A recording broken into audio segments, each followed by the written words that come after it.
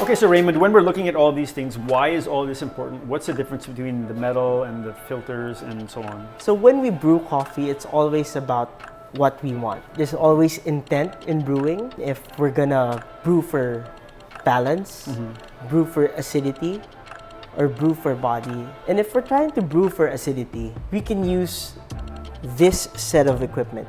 So this is the 1019 from Calibre, and it comes in different materials. We have plastic, we have Hasami ceramic, we have regular ceramic, and we have the copper. So all of these brew coffee in a style wherein the acidity is more pronounced. So it's a good entry point into brewing because you don't have to spend much to get much. So we're brewing a Geisha, which is really known for its vibrancy, its acidity, and in this case, this is an Abu Geisha, which is a direct trade. It's a little bit chocolatey as well. We want to try to highlight a lot of its acidity. So for this pick, I would go for the Hasami ceramic. This is a special edition dripper that's made in Nagasaki. You know it because the shape is kind of different and it says Hasami. So anything that's made from Nagasaki that's porcelain is called Hasami Yaki. Sort of like the Urushi dial, you know, it's enamel. So basically it's Japanese craftsmanship. Yeah, so you know that the quality is amazing. I'll heat up my kettle. So this is the 101 paper filter. We have to crimp it on both sides. This way, the coffee doesn't pour through very fast. So coffee is always about ratio. I'm gonna grind 16 grams of coffee. So this is an Abu Geisha. It's a direct trade. We got contact from them in Japan. So this cup of coffee should It's probably be the most amazing. expensive cup of coffee I'm ever gonna have. Duty alone was 100,000, and I kid you not. I'm gonna grind this using the Calibre grinder. When you brew Japanese coffee, it's still the best to use a Japanese grinder because the intent is for Japanese style brewing. So I have my grinder running. It's so quiet. It is. I'm gonna open the latch.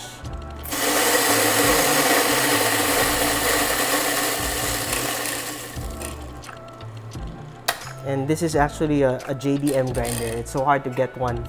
I had to literally make Ligaw Kalita to give me 1 unit of this. And I'm so proud that I own one. It's the only one in the Philippines. Okay, for those that don't know JDM is a car term for Japanese domestic market. It means stuff we cannot get outside. So he has the first JDM grinder I've ever seen in my life. It's true. You want to smell the fragrance? What do you get, sir? Spice? Spice, sure. Yeah, there's some kind of spice in here. It's kind of musky as well Yeah. because the coffee is a year old before roasting. So we have here with us the Kalita Pelican kettle. It's a non-electric kettle, that's why we're using the induction stove. I'm trying to get the temperature up to 92 degrees Celsius before I start my brewing. I really believe that temperature control is a key variant in brewing coffee. That's why I would advise for you guys to buy any kind of thermometer as long as it's accurate. So that was just boiled. It went up to boiling, now it's 95. I'm doing the rinsing and the heating up of the brewer in the vessel. So when I'm done, it's probably going to be at 92 or 93, which is the brewing temperature that I usually want to work with. Okay. It's currently 94. You're spot on. It's 94 going to 93. Yeah. Okay. And by the time I remove the water from this vessel, it's going to be around 93. There are 2 things to know about brewing: ratio and timing. Everything else is super easy. It's 92. It's 93. I'm going to put the lid back on. As you would see, I'm actually using some sort of a cloth to protect my hand from the heat of the enamel pot. In Japan, in kisatens, they would wrap this with rattan or other materials like leather to give it personality. But here, you're the personality. Nah, you are. As you can see, the grind size is amazing. It's very uniform.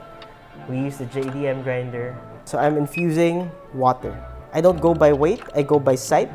It's very important to fully saturate the coffee bed. It doesn't matter how much you put in, but it has to be fully saturated. Since the coffee is very new, it's absorbing water at a very high rate. So right now it's a 1:4. How do you know it's 1 to 4?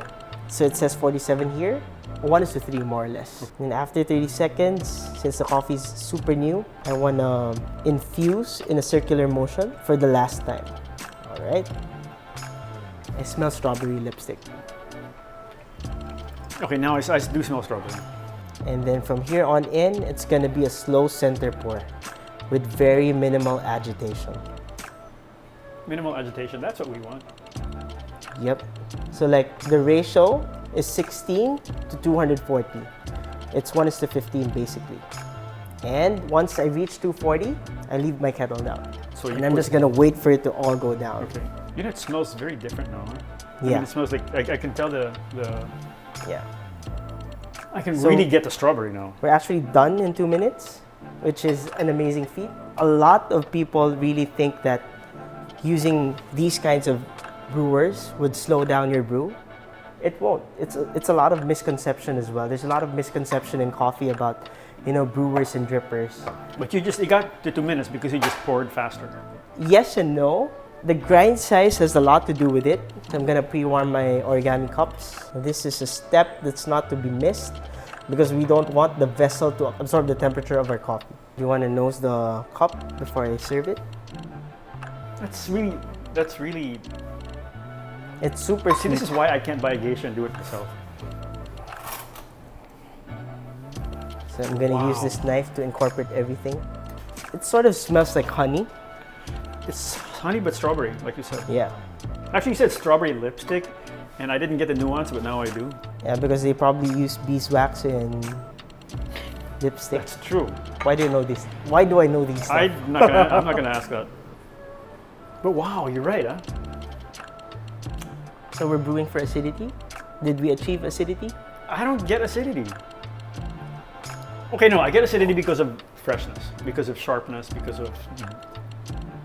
Okay, it's like apple acidity versus like Yeah. intense acidity. Yeah. It's a freshness.